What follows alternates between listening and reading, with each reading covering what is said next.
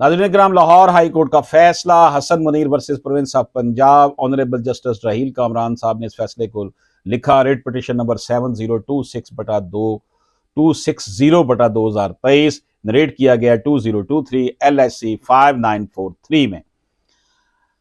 नाज़रीन इकराम, इसमें जो इशू डिस्कस किया गया है वो ये है कि the petitioner has called into question the show cause notice issued by the vice chancellor university of agriculture Faisalabad under section 13(4) of the Punjab employees efficiency discipline and accountability act 2006, जिसे पीडा एक्ट 2006 कहते हैं, whereby he has been afforded opportunity of personal hearing.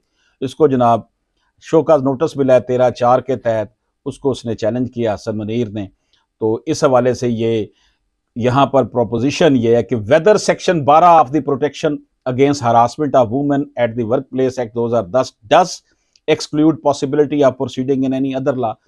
क्या अगर खवातीन को काम करने की जगह पर हरासमेंट के जो कानून है एक्ट 2010 उसका सेक्शन 12 जो है, अगर वो कहीं लगता हो तो क्या इसके अलावा फिर कोई और कानून उस पर लागू नहीं होगा उस शख्स के ऊपर? तो इस हवाले से ऑनरेबल कोर्ट ने कहा है सेक्शन 12 ऑफ द प्रोटेक्शन यानी section 12 of the protection against harassment of women at the workplace act 2010 does not exclude any possibility of proceeding in any other law. इसका मतलब ये नहीं कि आप किसी और कानून के तहत ऐसे शख्स के खिलाफ कार्रवाई नहीं कर सकते जो कि section 12(2) protection against harassment of work of women at the workplace act 2010 का मुर्तकब हुआ है। गोया कि पीडा एक्ट के तहत जो इस शख्स के खिलाफ कार्रवाई हुई है वो ऑनरेबल कोर्ट कहती है वो ठीक है। The petitioner has allegedly been proceeded under PIDA Act for the misconduct on account of harassment of a female student. Section 12 of the Act of 2010 state that the provision of the said act are in addition to any other law in force.